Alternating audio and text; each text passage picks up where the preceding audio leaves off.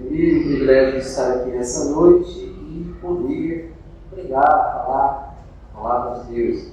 Eu estive aqui umas 2 semanas atrás, estou aqui novamente e hoje tenho essa oportunidade de falar de Deus. 2 Timóteo, capítulo 4, versículo 7. Abra sua Bíblia em 2 Timóteo 4, 7, onde ele nos diz as seguintes palavras: Combati o bom combate, terminei a corrida, guardei a fé. Agora está reservada para mim a coroa da justiça, que o Senhor, justo juiz, me dará naquele dia, não somente a mim, mas também a todos os que amam a sua vinda. Amém? Só até aí. Então, não é que eu vou pregar apenas sobre este versículo, mas eu gostaria de começar com ele, tendo para falar sobre a importância do final das coisas. A importância do final das coisas. De irmos bem até o final. De irmos bem até o final. Esse texto foi escrito poucos momentos antes do apóstolo Paulo morrer. Ele escreveu várias cartas, maior escritor do Novo Testamento, e essas faz parte das epístolas da prisão, escrito na prisão. Por isso ele escreve assim, talvez as suas últimas palavras ali transcritas, né? Onde ele posteriormente foi morto, segundo a tradição, decapitado, a cabeça cortada, por ordem do imperador romano, segundo se entende, possivelmente segundo Nero. E eu gostaria de pegar nesse texto porque, veja bem, ele fala: combati o bom combate. Ele fez bem. Ele fez bem. Ele fez bem durante momentos bem anteriores. Ele fez bem. Combati o bom combate. Terminei a carreira. Terminei a corrida. Guardei a fé. Ou seja, combati bem antes e agora no final, onde há uma sentença de morte para mim. Curioso, né? A pessoa, preste atenção para cá. A pessoa que disse essas palavras, havia uma sentença de morte para ele. Essa sentença seria executada em pouco tempo. Com certeza seria executada. Não havia outra possibilidade. Não havia para quem apelar. Era o imperador que fazia questão, que determinava. Segundo sabe-se da história, imperadores assim, o próprio Nero, durava cristãos do pé para baixo, passava óleo, betume e botava fogo para clarear a cidade. Botou fogo na cidade e culpou os cristãos. Então por aí foi a perseguição dos cristãos. E dessa semana o conhecido nosso passou lá no Coliseu, em volta do Coliseu, depois na internet. Pois é, tem Coliseu bonito que é um dos pontos, né, mais interessante, um ponto turístico, mas cristãos morreram ali em todos os lugares. E é como nós dissemos, né? Alguém diz: o imperador não, o Império Romano foi vencido pelo cristianismo, não através de homens bomba explodindo, mas como diz, o sangue dos cristãos na arena era como sementes. Como massa de bolo, a gente costuma dizer, quanto mais bate, mais crescia, mais cresceu, então ao ponto que o cristianismo venceu o Império Romano. Não é que o imperador fez isso, fez aquilo, não, ele não conseguiu conter, então olha, tentamos destruir, não conseguimos, então agora é a religião oficial do Império, pronto, porque está cheio aí, todo lugar tem cristãos, em todos os lugares do Império, não tem como vencer. Mas combati o bom combate, terminei a carreira, guardei a fé, terminou bem. E ele diz: agora está reservada para mim a coroa da justiça, que o Senhor justo juiz me dará naquele dia, não somente a mim, mas a todos que amam a sua vida. Interessante, só abrir aqui um parênteses, é que ainda tem até galardão. Não precisaria ter. Alguém parece que pregando fala: olha, não galardão. Mas a Bíblia fala de galardão. O apóstolo Paulo, o apóstolo da graça, fala de galardão. Não é que precisava, só de estarmos no céu já era demais. Já era bênção demais. Mas a Bíblia fala de galardão, Paulo fala de coroa. Amém? Tem galardão, tem coroa. Não sabemos exatamente como é, mas tem. Não dá para ser dogmático saber como é, mas tem. Mas vamos prosseguir, estamos falando de terminar bem, de guardar a fé, de ir bem até o final. Ainda mais outro texto sobre esse sentido, porque a Bíblia está repleta de textos assim. Vamos ver se tem base bíblica o que estamos falando. Eclesiastes capítulo 7, versículo 8. Abra sua Bíblia lá. Livro de Eclesiastes, do pregador, lá do Velho Testamento, Salmos, Provérbios, Eclesiastes.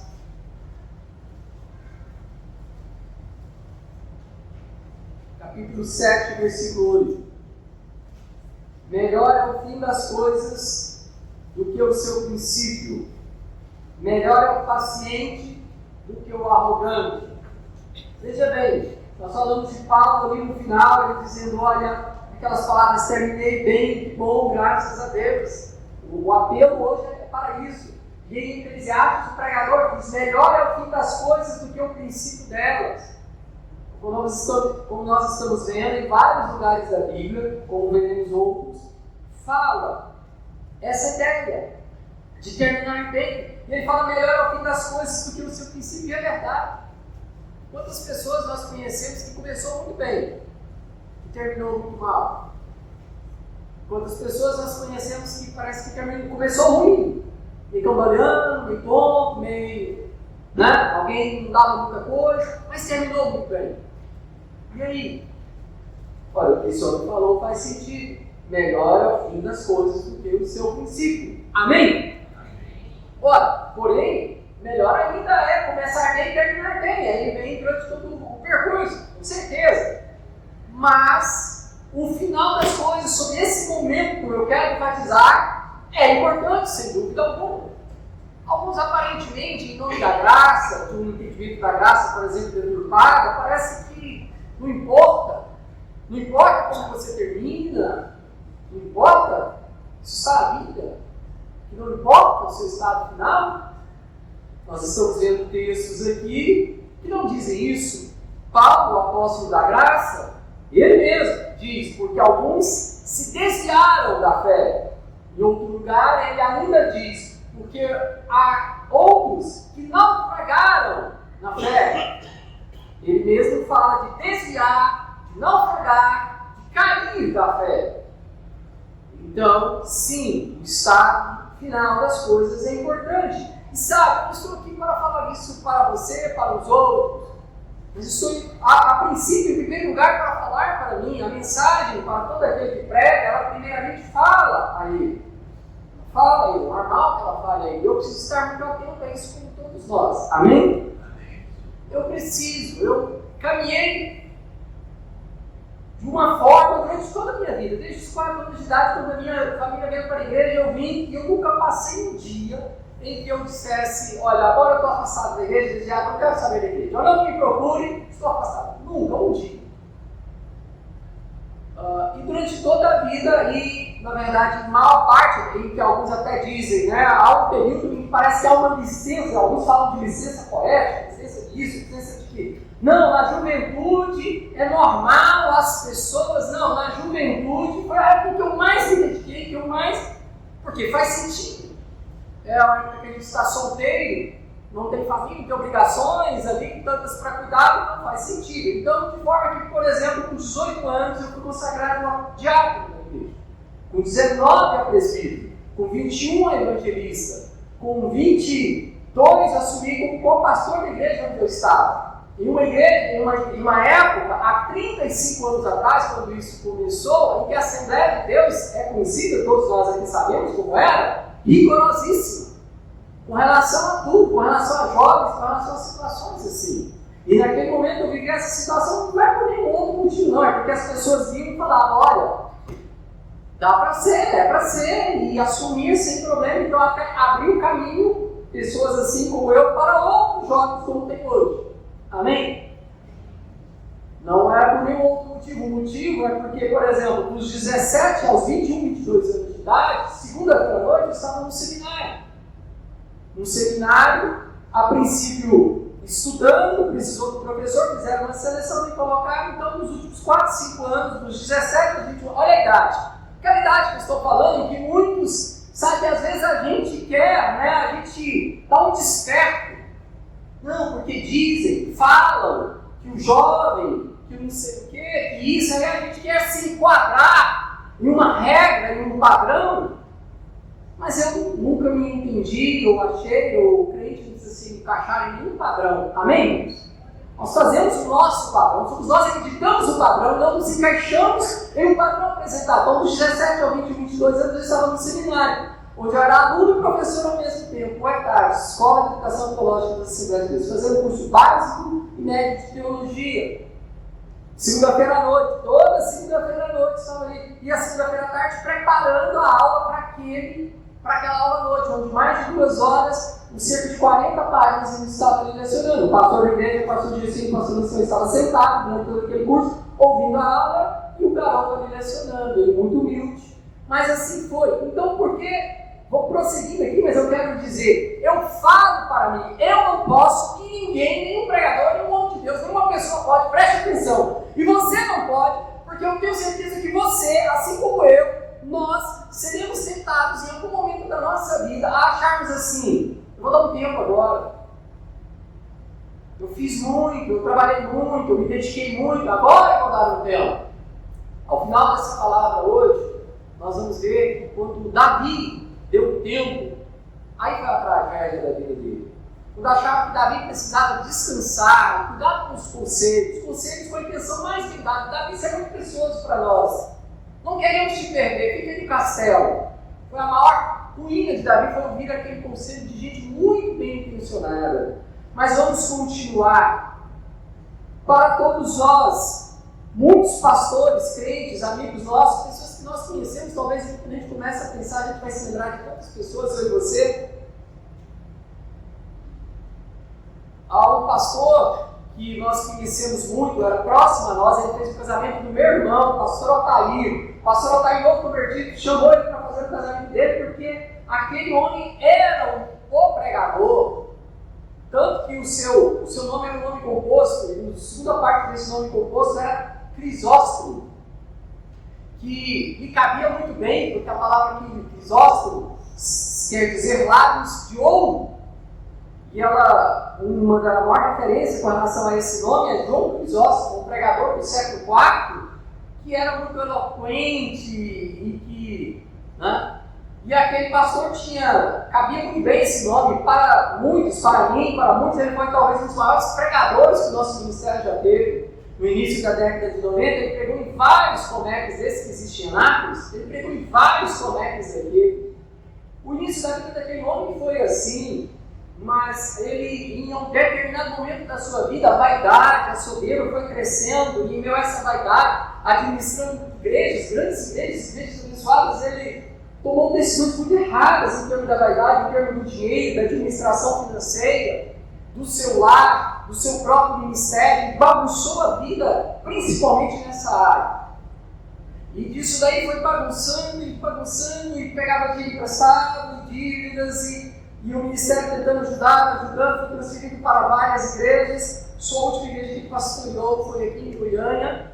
E essa atitude que ele não corrigiu, com meio a outras, nessa linha, levou à destruição da sua família, do seu ministério, do seu casamento acabou, sua família, seus filhos, cada um assumiu. Foi para um rumo muito ruim. Nessa época ele fez um curso superior, um curso de psicologia aqui na Católica, deixou o ministério, foi exercer a profissão.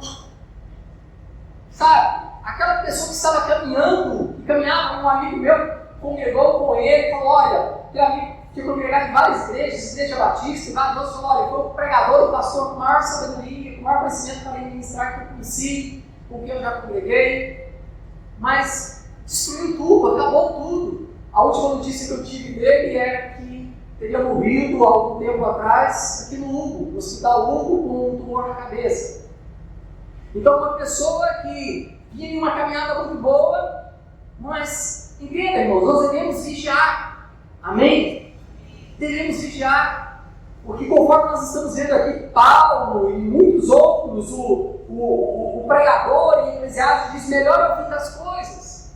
Há lugar na Bíblia que diz, olha, levantai e andai, porque não é o vosso descanso. Eu vou ler várias outras referências, e tem muitas outras referências bíblicas com relação a o final das coisas, a importância de terminar bem. Há outras pessoas que nós podemos citar na nossa história e são referências que nos servem. Alguns dos maiores pregadores que eu conheci, que eu admirei, estão hoje em uma situação tal como que desviaram.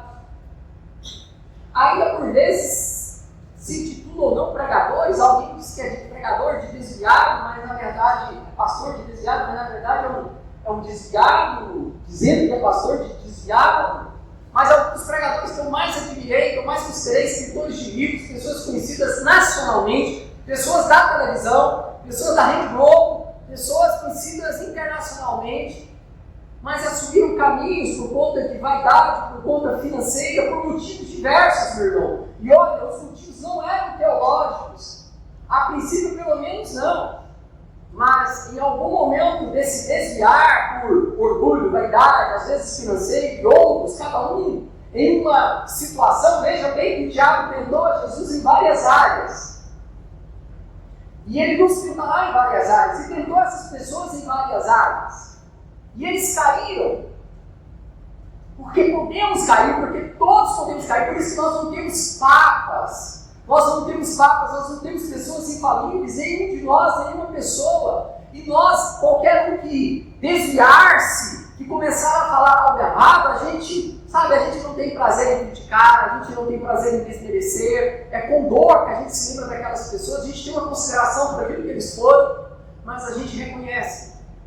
Hoje estão desviados, hoje estão caídos, como o apóstolo Paulo disse, naufragaram na fé, desviados, como nós vamos ver em algumas referências.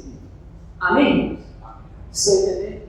Não temos prazer, não exercemos palavras de julgamento sobre eles. A Bíblia diz que o arcanjo Miguel, falando com Lucifer, ali não trouxe contra ele palavra de julgamento, palavra de condenação. Então é assim também nós não temos. Nós vamos passar adiante, mas é como eu digo, preste atenção para cá. Olha que bênção, irmãos. Que Deus não nos fez juízes de nossos irmãos. Amém? Que privilégio de bênção. Ele não pôs sobre nós essa responsabilidade. Então, para que a gente vai buscar essa responsabilidade para nós, né? Deus não nos fez juízes. Ao pastor, até das suas ovelhas, tem a responsabilidade de pastorear, por vezes exortar e tudo mais. Mas Deus não nos fez, né? Então, para que puxar para nós, né? Essa responsabilidade. O pastor, até quando eu estou falando das suas ovelhas, ele tem essa responsabilidade, essa obrigação. É uma obrigação, né? Mas se Deus não te pôs essa responsabilidade, não puxe para você. Eu não quero puxar para mim, como eu não estou puxando essas pessoas, só estou falando e com tristeza que não dá hoje para seguir as suas palavras. Até aquelas que eles falavam antes, os livros, mas as de hoje não. Mas todos nós, meus irmãos, todos nós, quando olhamos ao nosso lado, talvez na nossa família, talvez parentes, às vezes, infelizmente, pessoas que começaram muito bem e terminaram muito mal. Preste atenção como a situação no final das coisas. Judas e o ladrão da cruz. Todos dois tiveram o seu término de caminhada bem próximo. Um dia de diferença. Como foi a caminhada e como foi o fim? Já parou para pensar? Como foi a caminhada de Judas e o seu fim? Como foi a caminhada daquele ladrão da cruz que estava direito de Jesus e o seu fim? Os 3 últimos anos de Judas, ministério integral, dormindo ao lado de Jesus, metendo a mão com ele no prato, beijando o seu rosto, algo que era normal. Por isso que até o sinal de quando estava para mim foi, olha, aquele que eu chegar, aquele que eu beijar, ninguém estranhou nada, Pedro não estranhou nada porque era normal, beijar o seu rosto, sua face, aquele a quem Jesus lavou os pés, que viu todos aqueles milagres, que viu Jesus andar sobre o mar, que comeu os pães e os peixes que Jesus multiplicou. Como foi o final de Judas? Ao final, traindo Jesus, vendendo Jesus por 30 moedas de prata e por esse ato, tirando a sua própria vida. E como foi a vida do ladrão da cruz, a qual nós não conhecemos, mas ele não negou os seus atos, ele diz, nós verdadeiramente merecemos estar aqui, fizemos por merecer estar aqui. Ou seja, aquele ladrão da cruz, naqueles últimos atos de vida, ele fez aquilo que é uma conversão. Ele arrependeu-se, ele reconheceu os seus pecados. Ele não disse, estando naquela cruz, olha, mestre, há um chamamento errado com relação a mim, sabe como é que é? Né? Eu sou de origem pobre, não tive um bom advogado, há uma discriminação com relação a mim, da minha origem, não sei o quê.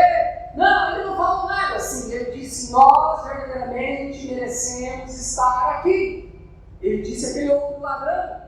Então ele reconheceu o seu pecado, reconheceu Jesus, meu irmão. Algum dia eu gostaria de pregar aqui, eu ainda nunca preguei sobre o ladrão da cruz, mas um dia eu quero pregar, porque para mim foi a maior das conversões deste mundo, foi aquela, porque quando todo mundo estava ali meio temeroso, meio medo, tinha acabado de negar a Jesus 3 vezes, não, eu não sou aquele, eu não ando com ele, eu não sou daquele, em uma só noite, aquele ladrão da cruz perante todos reconheceu, disse, lembra-te de mim, hoje quando entrares no teu reino, olhando para Jesus nu, seminu, despido, apanhado, sabe, Mel Gibson, naquele filme A Paixão de Cristo, não representa aquilo que Jesus era, como era desfigurado, como de fato, sabe, de verdade, de fato. Amém? Amém. Mas ele entregou a sua vida para Jesus ali. Que maravilha! Aleluia, glória a Deus. Hoje nós conhecemos milagres, sinais, prodígios, somos alvos dos milagres de Deus e estamos negando a Jesus e não estamos entregando a nossa vida a Jesus. Mas aquele ladrão da cruz, ali naquela situação, todos criticando, zombando, ele ouvindo tudo aquilo. E ele disse, lembra-te de mim hoje quando entrares no teu reino, aleluia. Que conversão maravilhosa. E aí Jesus disse, hoje mesmo estarás comigo no paraíso. Olha como que no final as coisas mudaram entre Judas e o ladrão da cruz. Amém?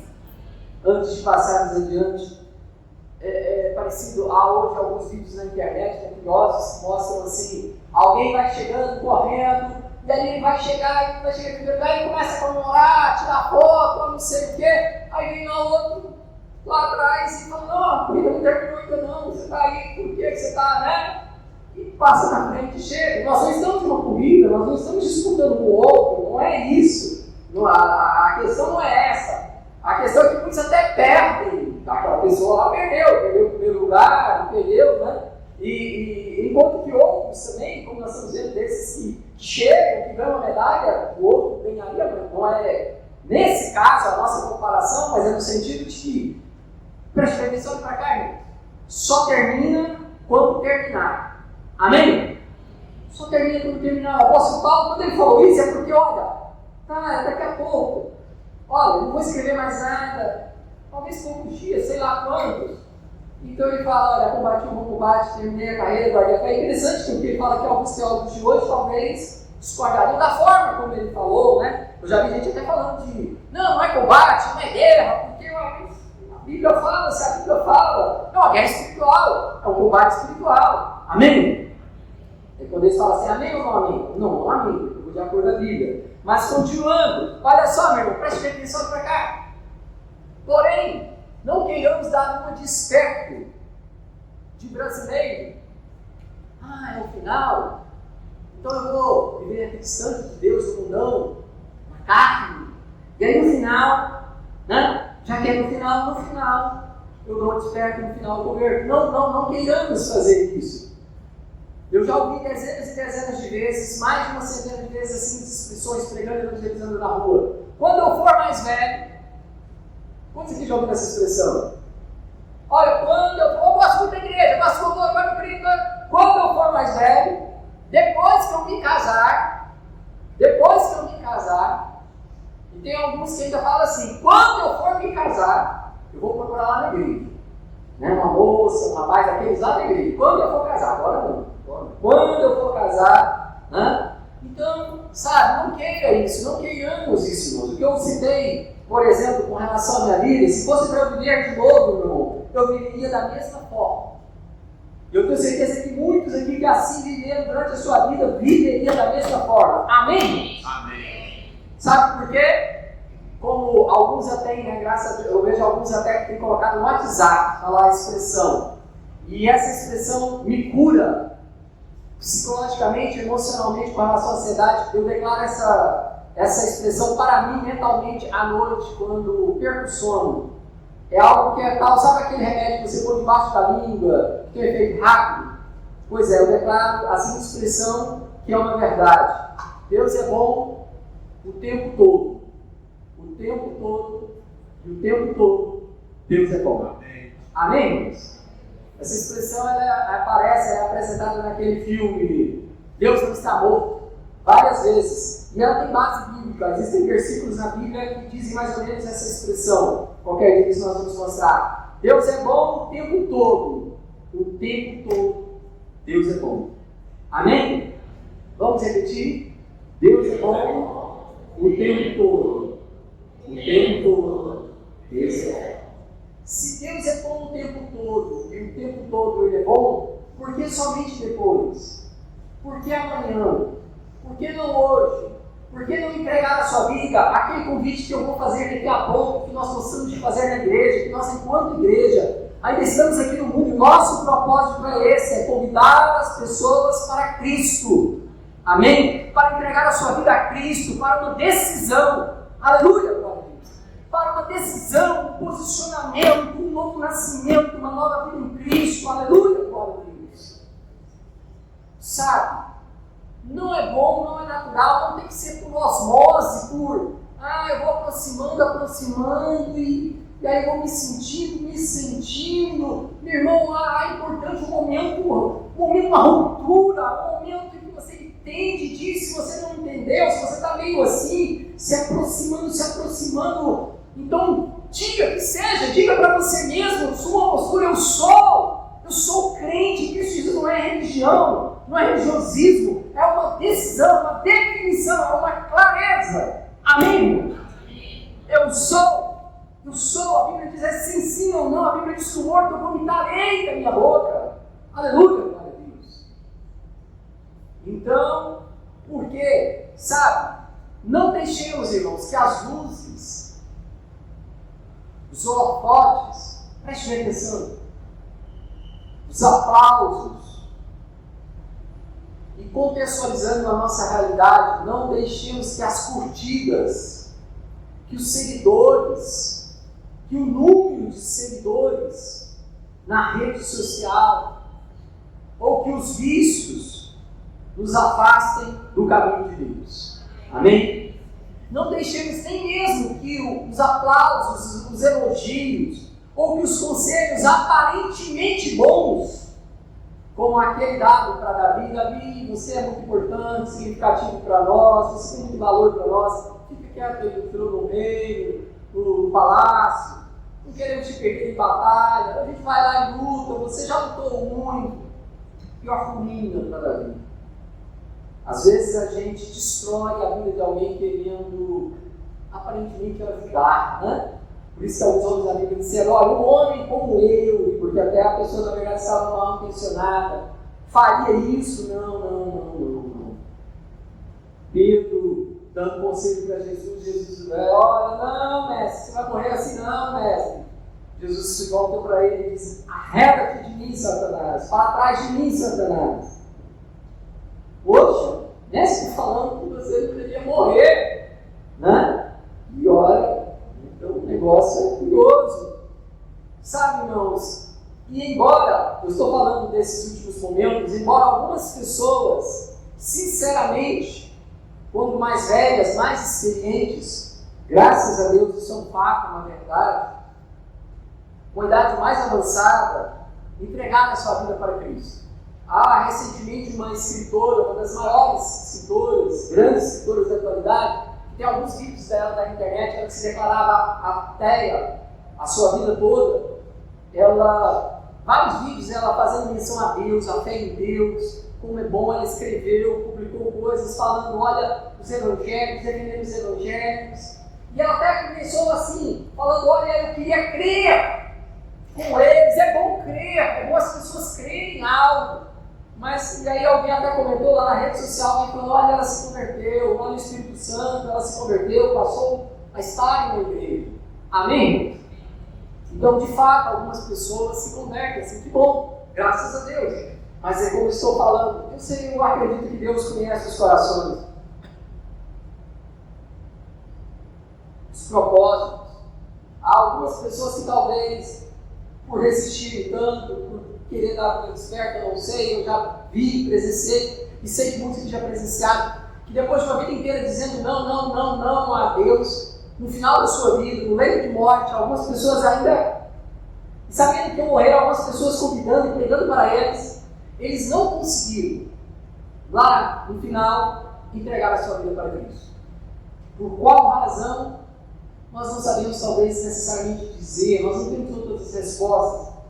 Mas o fato é que algumas pessoas, depois de uma vida inteira dizendo não, até os últimos momentos, mesmo a doença chegando, dizendo vai, mesmo ele sabendo que iria, não conseguiu dizer não. Então, cuidado com essa situação.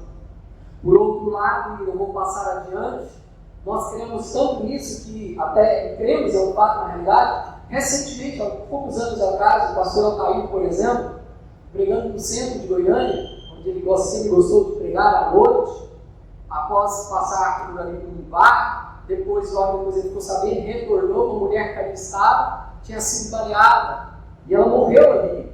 Mas antes dela morrer, ele esteve sobre ela, ele pregou para ela, ele orou com ela, ele fez um apelo para ela. Ela não conseguia mais falar. Ela foi baleada e ela não conseguia mais falar. Nós não podemos dizer, ele não sabe, nós não podemos dizer o que aconteceu, mas a oportunidade ele teve.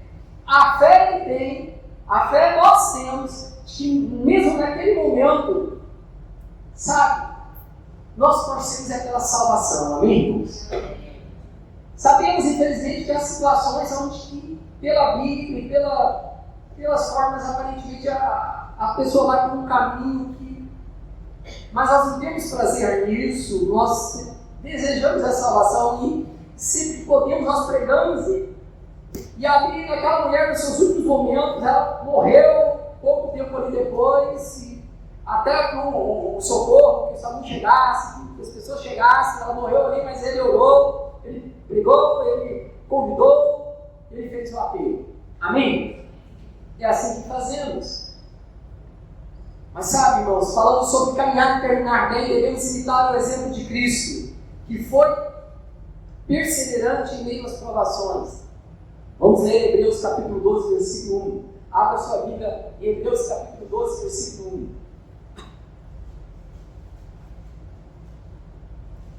Hebreus capítulo 12, versículo 1. O próprio Cristo, o exemplo de Cristo. Hebreus capítulo 12, versículo 1.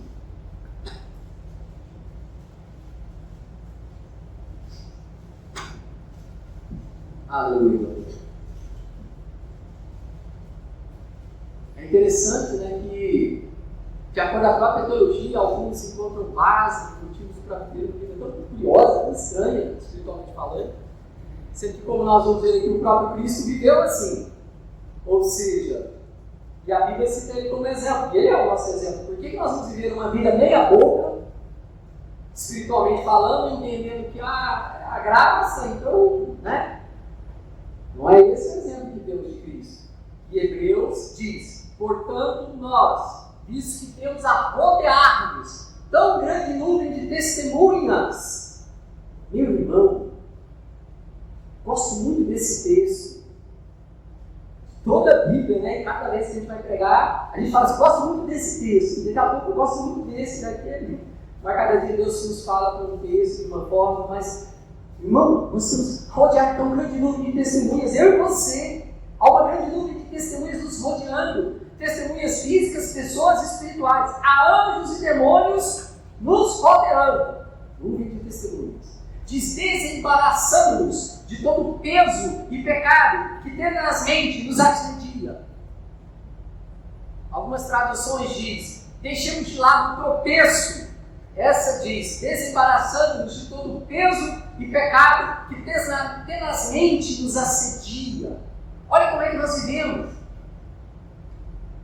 E o curioso é que muitos de nós vivemos parece como estamos num parque de diversão, né? Tudo assim, tranquilo, não preocupe. Alguns pregadores até falam: não. Mas a Bíblia diz: desembaraçando-nos de todo o peso do pecado que tenazmente nos assedia. Diz: corramos com perseverança a carreira que nos está proposta. Aleluia, glória a Deus. Amém? Isso aqui foi escrito para crente, não foi para pastor, não foi para obreiro, foi para todos os crentes. Amém?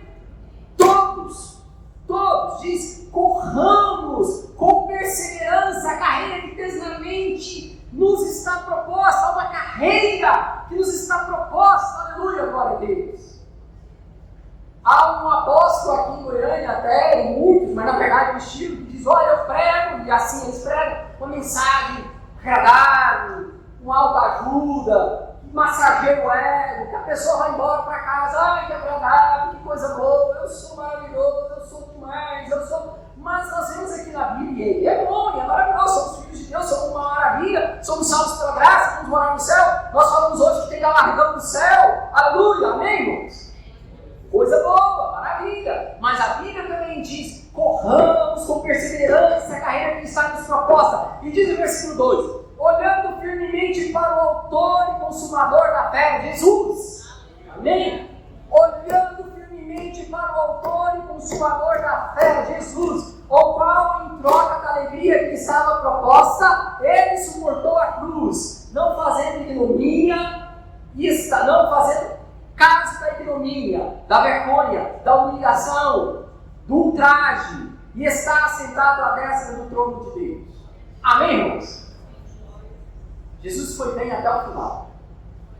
Jesus foi bem até o último passo, até o último momento. Por que é que eu e você, por que é que nós temos uma licença teológica para não irmos? Por que é que eu e você podemos, a partir de um certo momento, descansarmos? Se a Bíblia nos diz, olhando firmemente para Jesus, autor e consumador da nossa fé, e ele foi até o final, até o último momento, Paulo foi até o final, os apóstolos foram até o último momento, amém, irmãos? A Bíblia nos fala para ir até o último momento, amém? Por que é que nós vamos assim? Não preocupa não, porque no final vai dar tudo certo, indiferente da decisão que você tomar, no final vai dar tudo certo. Cuidado!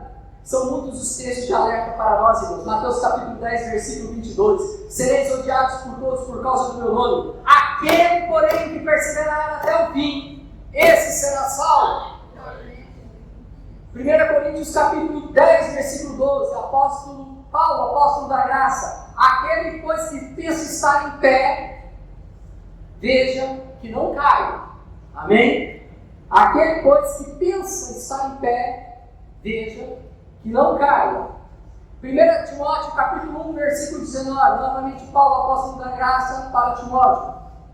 Mantendo fé e boa consciência, porquanto alguns, tendo rejeitado a boa consciência, vieram a naufragar na fé.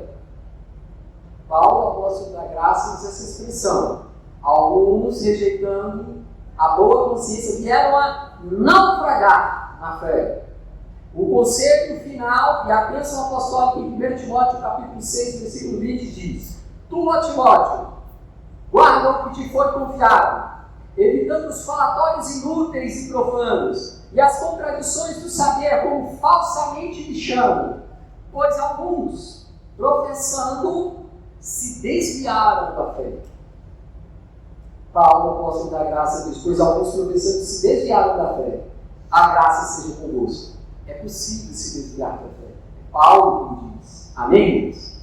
Lucas capítulo 9, versículo 62. Mas Jesus lhe explicou. Irmão, preste atenção, olha como a Bíblia fala desse tema. Eu poderia citar mais uma dezena de versículos, mas não é muito falar. Se você não ouviu com base em tudo isso que nós falamos, não adianta ficarmos aqui repetindo. Já vamos acabar. Vamos falar só mais um pouco. Lucas 9, versículo 62. Mas Jesus lhe replicou: ninguém que tendo aposto sua mão no arado, olha para trás, é apto para o reino de Deus. Ou seja, durante toda a caminhada, não devemos olhar para trás. Mas Jesus lhe replicou: ninguém que tendo posto sua mão no arado, olha para trás, é apto para o reino de Deus. Olha, ou seja, durante toda a caminhada, não devemos olhar para trás. É isso que Jesus está falando. Aquele que tem posto a mão no arado, sabe, e olha porventura para trás, ele não é apto para o reino de Deus. Pois a mão no arado não pode olhar para trás, não é apto para o reino de Deus, sabe. Palavras de Jesus. Sabe, meu irmão, na Bíblia, o último passo, o último momento é muito importante, isso foi citado várias vezes. A travessia do Mar Jordão, se você for ler lá a travessia do Mar Jordão, sabe o que diz? Porque aí Josué diz, os sacerdotes, Deus orientou assim, os sacerdotes vão olhando, e quando eles colocarem os pés, está escrito, quando os sacerdotes com a arca colocaram os pés sobre as águas do Rio Jordão, que tinham transbordado, aí o rio se abriu. E o povo atravessou de um lado para o outro. Ou seja, pensa, o sacerdote está andando, falta 20 passos, falta 10 passos, e o rio está lá. Mas a Bíblia diz que quando os sacerdotes com a arca colocavam o pé na água do Rio Jordão, que estava transbordando, aí as águas do rio se abriram. Ou seja, o último passo, tiveram de molhar o pé. As muralhas de Jericó, Deus falou, as muralhas vão cair. Irmão, 7 dias o povo rodeando já pensou, pare um pouco, pode vir para cá, por favor. Já imaginou, sei lá, primeiro dia, segundo dia, terceiro dia, quarto dia, nada de diferente aconteceu. Nada de diferente, nem um barulhinho, nem um trovão, nem uma brincadinha, nem uma tremidinha, sabe? Às vezes nós, com a nossa fé, a gente quer, Deus, vai dar um sinal, me ajuda na minha pequena fé. Deus falou, vai cair 7 dias, odiando, no 7º dia vocês vão dar 7 voltas. E aí não caiu. Aí quando depois das 7 voltas, no 7º dia, aí no prato, na trombeta, aí as muralhas caíram de uma vez. Amém? Mas por vezes a gente quer, vai dando um sinal, não, mas por vezes Deus, na nossa fé, quer, é no último passo, é no último momento, vai ser instantaneamente. Amém, irmãos? Quem na sua fé parece que quer muitos sinais, muita coisa, muito isso, muito aquilo, não vai.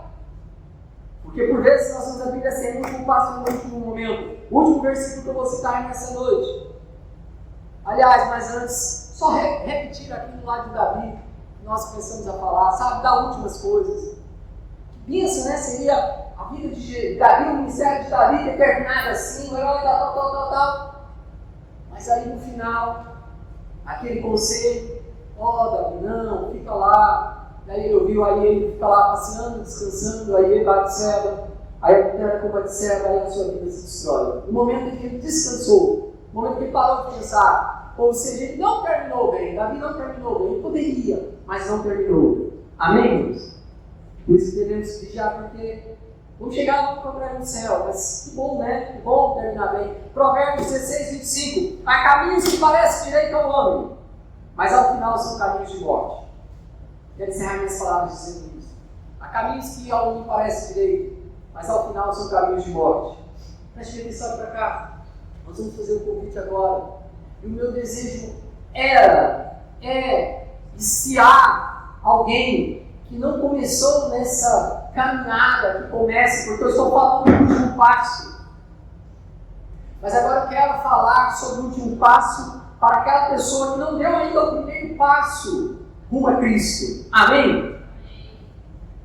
Não deixe para dar esse último passo, quando for o último passo mesmo seu de vida, como o ladrão da cruz.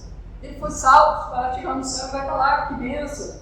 Mas pensa, perdeu uma vida com Cristo. Que perda, não é verdade? Como eu falei, eu tive o privilégio de viver uma vida com Deus. Amém? Eu não perdi, eu ganhei.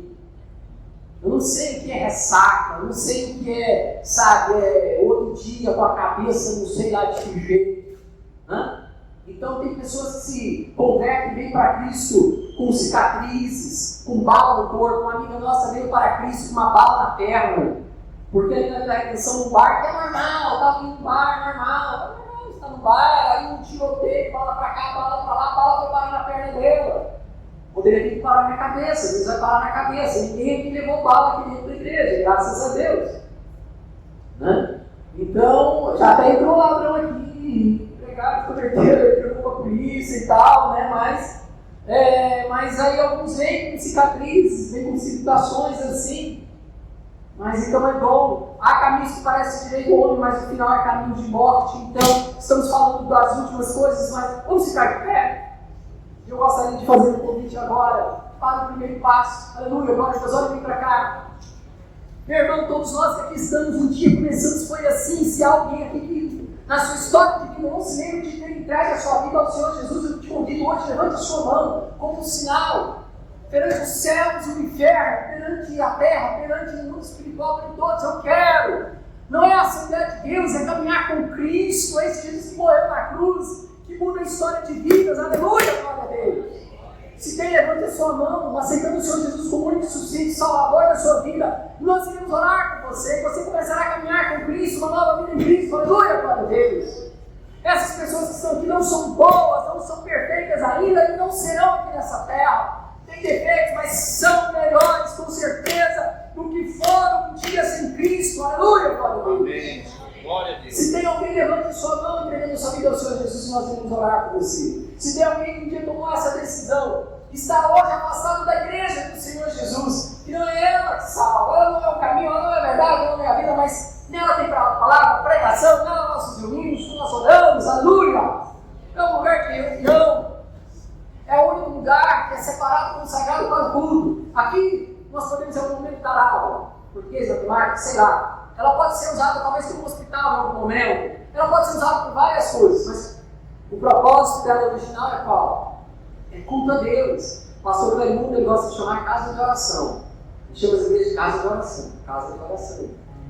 Então, outros lugares podem eventualmente ser lugar de culto. Escola, eventualmente é. Hospital, eventualmente é. Empresa, pode eventualmente ser. Mas cada um desses lugares, quando você chega lá, tem um propósito, uma razão de ser. A igreja é o único lugar nesse mundo onde o propósito original é o culto. Aleluia! Amém. É para isso. Então, pode ser de outros propósitos, mas é o único. Então, se alguém está afastado, levante sua mão reconciliando com a igreja do Senhor Jesus. E nós vamos orar por você. Amém? Há pessoas nessa situação. É muito bom fazer esse culto. E nós queremos convidar. Deixa ele sair para cá na oração agora. Mas irmãos, vamos convidar. A Bíblia diz: como ouvirão se não há quem pregue, como tal, como se converterão se não pregarmos, se não chamarmos elas para cá, para a igreja. Se você não quer pregar por algum motivo, então pelo menos convide, chame elas para cá. E aqui Deus vai fazer. Deus vai usar essas pessoas ministrando, vai usar as pessoas orando. Aleluia, glória a Deus, amém? Juntos nós podemos mais do que sozinhos. Amém? É verdade, isso é uma realidade. Jesus chamou pessoas para estar com Ele. Jesus não fez a obra sozinha. É você que vamos fazer? Que mentira é essa do diabo? Eu não estou na igreja, não. Você aprendeu isso onde? Na Bíblia não foi com Jesus. Com quem? Que andar sozinho ao céu. Se Jesus não andou sozinho, andou com gente difícil, discutindo entre eles qual era o melhor, qual era o maior, gente que negou a Ele, não conheço a Ele. Se um grande amigo seu te disser: não conheço ele não, nossa, meu amigo, Pedro negou a Jesus. Não conheço. Porque Jesus profeta, Jesus vai me negar. Depois Jesus vai apacenta as minhas ovelhas, é pastor das minhas ovelhas. Amém? Glória a Deus. Então vamos convidar, vamos orar, vamos, meu irmão. O último passo, vamos até o último passo. Vamos levar as pessoas a dar o primeiro passo. Senhor, nós te louvamos e te adoramos.